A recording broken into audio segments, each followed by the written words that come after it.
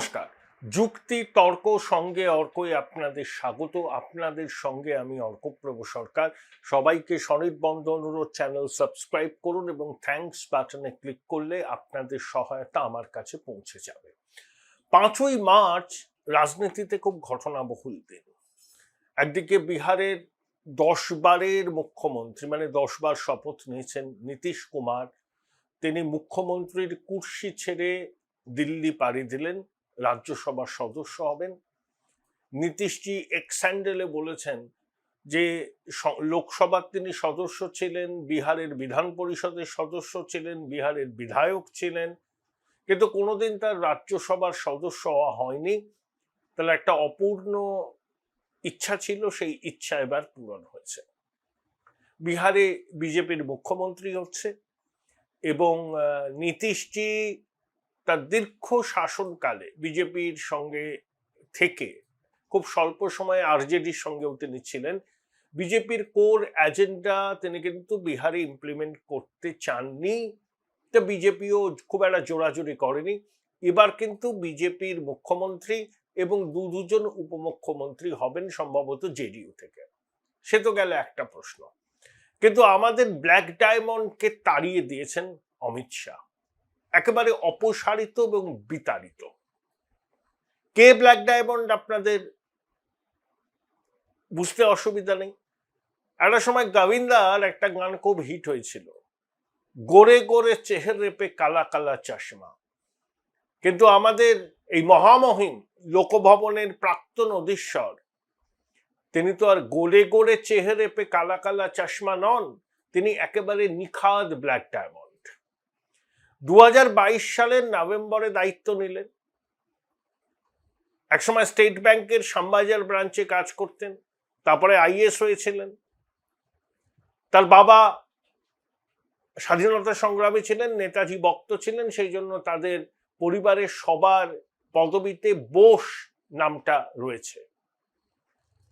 কিন্তু তার এই 3 বছরের একটু বেশি কাল পর্বে এই ব্ল্যাক ডায়মন্ড মহাশয় শুধু একটা কথাই বারবার করে বলেছেন, it's time for an action, it's time for an action. 2023-এর পঞ্চায়েত নির্বাচন হলো, মধ্যরাতে চোখে কালো চশমা লাগিয়ে ভিক্টোরিয়ান স্টাইলে উচ্চকিত কণ্ঠে মিস্টার এসএসসি মিস্টার এসএসসি বলে তিনি আর্তনাদ করছিলেন। সেগুলো এখনো আমার মনে আছে, আশা করি আপনাদেরও মনে আছে। নির্বাচনের সময় তিনি পিস রুম করলেন, ভাঙড়ে গেলেন, অনেককে আশ্রয় দিলেন, তারপরে বিতর্কে জড়ালেন এবং ওই ব্রাত্যবাবুর হাত থেকে হাতে করে নিলেন না, মুখ্যমন্ত্রী ছিলেন, একটা বেসরকারি বিশ্ববিদ্যালয়ের সমাবর্তন অনুষ্ঠানে গিয়ে মুখ্যমন্ত্রীকে পৃথিবীর বড় বড় মনীষীর সঙ্গে তুলনা করলেন। আর যখন তার কেলোর কীর্তি সর্বসমক্ষে জানাজানি হয়ে গেল, তখন তিনি আপোষের রাস্তায় চলে গেলেন। একটা কথা বারবার তিনি বলতেন, মাই কনস্টিটিউশনাল কলিগ। এই ব্ল্যাক ডায়মন্ডের অপসারণ 6 মাস আগে নিশ্চিত ছিল। আমি একটা প্রতিবেদন করেছিলাম যখন সুপ্রিম কোর্টের জাস্টিস, গুজরাটের মানুষ বেলা এম ত্রিবেদী তার কার্যকালের মেয়াদ শেষের 1 মাস আগে পদত্যাগ করেছিলেন। তখন এই খবরটা একেবারে পাকা ছিল যে বেলা এম ত্রিবেদী অধুনা লোকভবনের অধীশ্বরী হবেন, কিন্তু শেষ পর্যন্ত সেটা হয়নি। ঠিক নির্বাচনের আগে কেন্দ্রীয় স্বরাষ্ট্রমন্ত্রীর এটা মাস্টার স্ট্রোক এবং শুভেন্দুবাবু সহ অনেকেই এই ব্ল্যাক ডায়মন্ডের অপসারণের ব্যাপারে দীর্ঘদিন ধরে সরব হয়েছিলেন এবং তারা কেন্দ্রীয় স্বরাষ্ট্রমন্ত্রীকে তাদের অনুযোগও জানিয়েছিলেন। শেষ পর্যন্ত ব্ল্যাক ডায়মন্ডকে অপসারণ করা হলো, কারণ লোকভবনের অধীশ্বর যদি কথায় কথায় তার ব্যক্তিগত কারণে 14 তলার সঙ্গে আপোষ করেন, তাহলে সেটা গণতন্ত্র এবং সংবিধান কারুর পক্ষেই খুব সুখকর হয় না। দেখুন, অন্য রাজ্যের রাজ্যপাল বদল হয়েছে, কেউ নতুন নিযুক্ত হয়েছেন, কিন্তু এনাকে অপসারণ করা হয়েছে। তার মেয়াদ এখনো 20 মাসের বেশি বাকি ছিল। কেন করা হয়েছে সেটা বুঝতে আপনাদের আর কোনো বুঝতে বাকি নেই, কারণ বললাম না তিনি পদে পদে কম্প্রোমাইজ করছিলেন পাওয়ার্স দ্যাট বি এট নবান্নর সঙ্গে একান্তভাবে তার ব্যক্তিগত কারণে। সেই ব্যক্তিগত কারণগুলো কি আপনারা জানেন? এ নিয়ে তীব্র চাপানুতর হয়। মুখ্যমন্ত্রী নিজে বলেছিলেন আমার ভয় লাগে রাজভবনে যেতে, সেই জন্য তিনি সঙ্গী সাথীদের নিয়ে চায়ের আমন্ত্রণ রক্ষা করতে গিয়েছিলেন। দেখুন, জগদীপ ধনকর ব্ল্যাক ডায়মন্ডের পূর্বসূরি, তিনিও কিন্তু নবান্নের সঙ্গে কার্যত একটা সংঘাতের রাস্তায় নিয়েছিলেন, কিন্তু জগদীপ ধনকরকে ব্যক্তিগতভাবে কেউ কখনো বিদ্ধ করতে পারেনি। ব্ল্যাক ডায়মন্ডকে বিদ্ধ করার সুযোগ তিনি নিজেই দিয়েছিলেন। তার পরিণতি হলো তার মেয়াদ শেষের 20-22 মাস আগেই তাকে চলে যেতে হলো। পশ্চিমবঙ্গের মানুষ হাঁপ ছেড়ে বাঁচলেন। তার মধ্যরাতে কালো চশমা পরে ভিক্টোরিয়ান স্টাইলে তার আর ওই রেটরিক শুনতে আর বঙ্গবাসীকে হবেন না। RN রবি ইন্টেলিজেন্স ব্যুরো ছিলেন, সিবিআই এ ছিলেন, ডেপুটি ন্যাশনাল সিকিউরিটি অ্যাডভাইজার ছিলেন, NSCM IM এর সঙ্গে সমঝোতা চুক্তিতে মধ্যস্থতা করেছেন, নাগাল্যান্ডের রাজ্যপাল ছিলেন, তারপর তামিলনাড়ুতে নিয়ে আসা হয়। তিনি কিন্তু বিতর্কের কেন্দ্রে থাকেন। একবার মুখ্যমন্ত্রী তামিলনাড়ু স্টালিনকে চিঠি লিখে এক মন্ত্রীকে অপসারণ করার বিষয়ে বলেছিলেন। স্টালিন সঙ্গে সঙ্গে স্বরাষ্ট্রমন্ত্রী অমিত শাহকে ফোন করে তীব্র আপত্তি জানান। শোনা যায় স্বরাষ্ট্রমন্ত্রী এই ভদ্রলোককে ফোন করে RN রবিকে বলেছিলেন না, এটা করা যাবে না, তামিলনাড়ুর নাম বদল করা উচিত, এই মর্মে প্রকাশ্য সভায় তিনি সওয়াল করেছিলেন। বিধানসভায় পাশ হওয়া 12টা বিল 3 বছর ধরে তিনি আটকে রেখেছিলেন। সুপ্রিম কোর্টে তাকে ভৎসনাও করে। এই ভদ্রলোককে বেছে নেওয়া হলো কেন?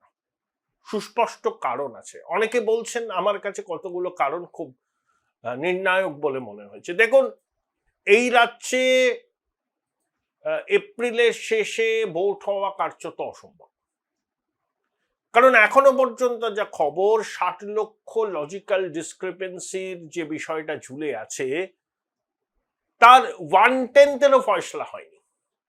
আরো 200 জনের মতো বিচারক আসবেন পড়োশী রাজ্য থেকে। তারা 9 মার্চ আসবেন। আরে আসা মাত্রই তো তারা কাজ শুরু করতে পারবেন না। তাদের লগ ইন ID ক্রিয়েট করতে হবে, তাদের বিষয়টাকে প্রশিক্ষণ দেবে। ধরে নিন 9 মার্চ থেকে যে সপ্তাহটা শুরু হচ্ছে, ওই 15-16 মার্চ পর্যন্ত তাদেরকে বুঝতেই লাগবে পুরো বিষয়টা। আর 60 লক্ষের নিষ্পত্তি চটজলদি করা সম্ভব নয়। It takes time, it will take time. তাহলে পশ্চিমবঙ্গের সবকটা রাজনৈতিক দলই বলছে যে যতক্ষণ না পূর্ণাঙ্গ ভোটার তালিকা প্রকাশিত হচ্ছে, এই 60 লক্ষ মানুষের ভবিষ্যৎ নির্ধারণ হচ্ছে, ততক্ষণ পর্যন্ত নির্বাচন করা যাবে না। এর মধ্যে কোনো ইললজিক্যাল ডিমান্ড নেই, একদম লজিক্যাল ডিমান্ড। কিন্তু এই পরিস্থিতির উদ্রেক হলো কেন? একমাত্র রাজ্যের শাসক দল এবং দিদিমণির জন্য। প্রতি পদে পদে তিনি কমিশনের সঙ্গে অসহযোগিতা করেছেন, সিও কে দুর্নীতিগ্রস্ত বলেছেন, তার স্ত্রী এবং তার শাশুড়িকে এখন বিদ্ধ করছেন। চন্দ্রিমা দেবী নানা রকম বক্তব্য রাখছেন। জ্ঞানেশ কুমারকে অমিত শাহের দালাল বলেছেন। 1000 ডেটা এন্ট্রি অপারেটর কমিশন চেয়েছিল, দীর্ঘদিন ধরে দেননি। সর্বতভাবে অসহযোগিতা করছেন। দেখুন, কমিশন কাজটা করবে তো স্টেট গভর্নমেন্ট এমপ্লয়িজদের নিয়ে, কিন্তু স্টেট গভর্নমেন্টের এমপ্লয়িদের যদি সহযোগিতা করতে কমিশনকে মানে না বলে দেওয়া হয় যে কমিশনকে সহযোগিতা করবে না, ও আমরা বুঝে নেব, তার ফলে এই হয়েছে। দিদি সুপ্রিম কোর্টে সওয়াল করলেন এবং সুপ্রিম কোর্ট আনপ্রেসিডেন্টেড জুডিশিয়ারিকে বাধ্য হলেন এই বিষয়ে ইনভলভ করতে, কারণ কমিশন এবং রাজ্য সরকারের মধ্যে আস্থার সম্পর্কের ঘাটতি।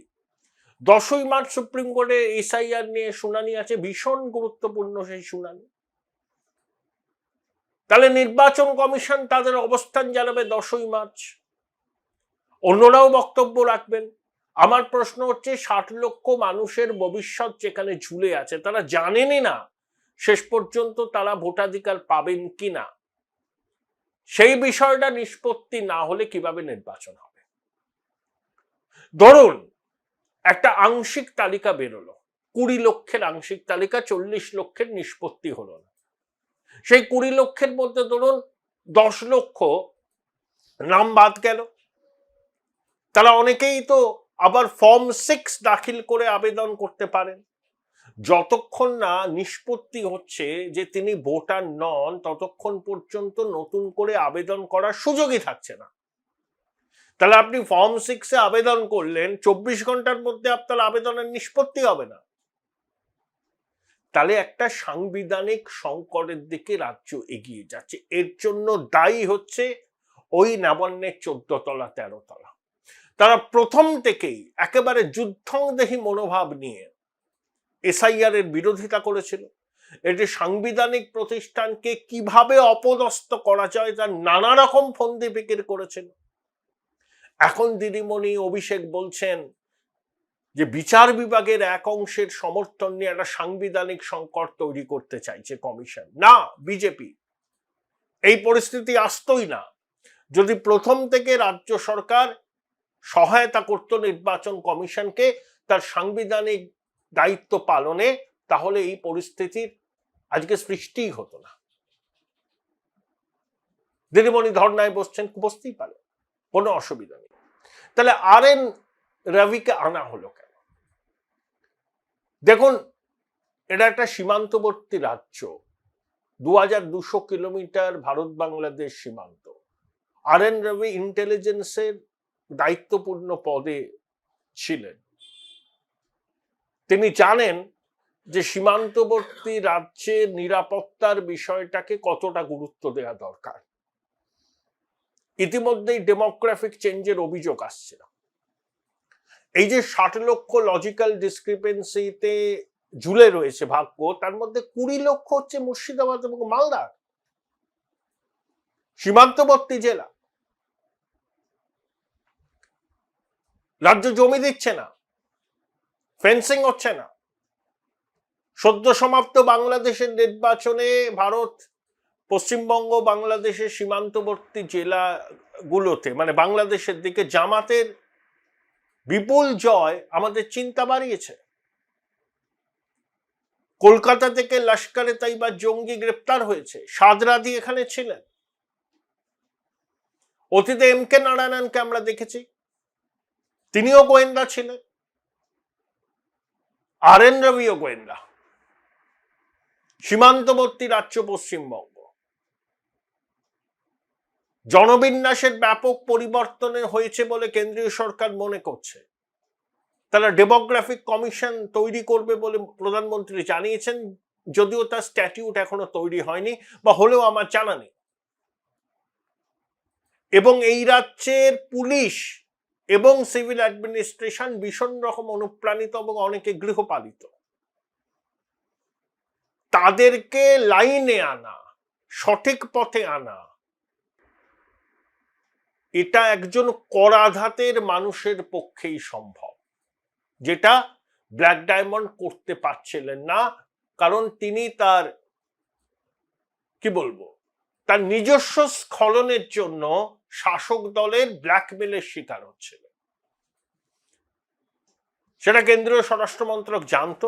অনেকদিন আগে এই সিদ্ধান্তটা নেওয়া হয়েছিল, সিদ্ধান্তটা 6 মাস আগে নেওয়া হয়েছিল, তারিখটা তখনও ঠিক হয়নি। এখন সিদ্ধান্তটা হলো 5ই মার্চ, কার্যত বিতাড়িত হলেন ব্ল্যাক ডায়মন্ড।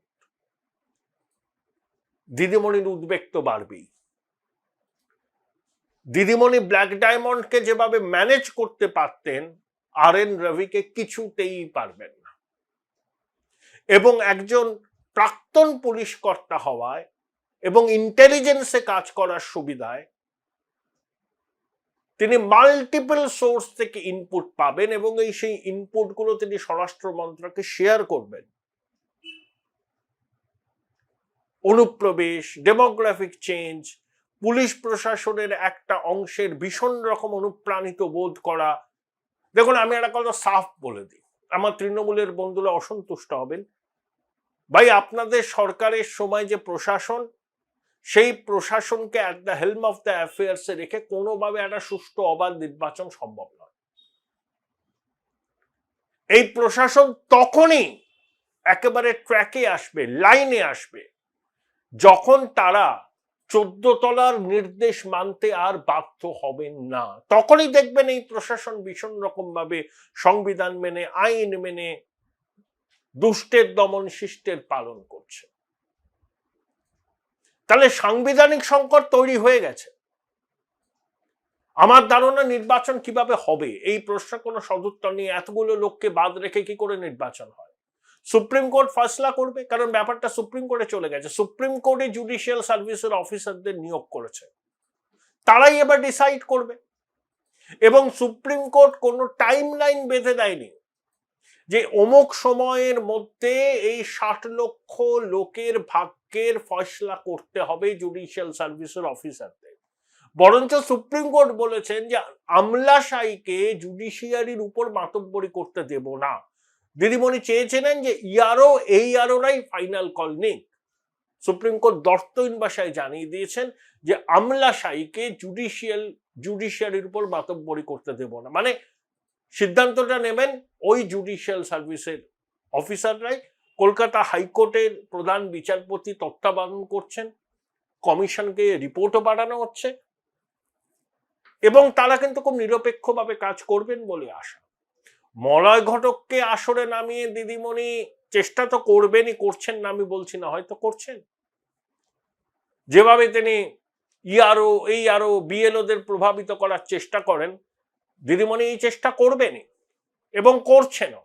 কিন্তু সাফল্য কতটা আসবে সে বিষয়ে আমার সংশয় আছে। এই প্রেক্ষিতে RN রবির লোকভবনে আগমন।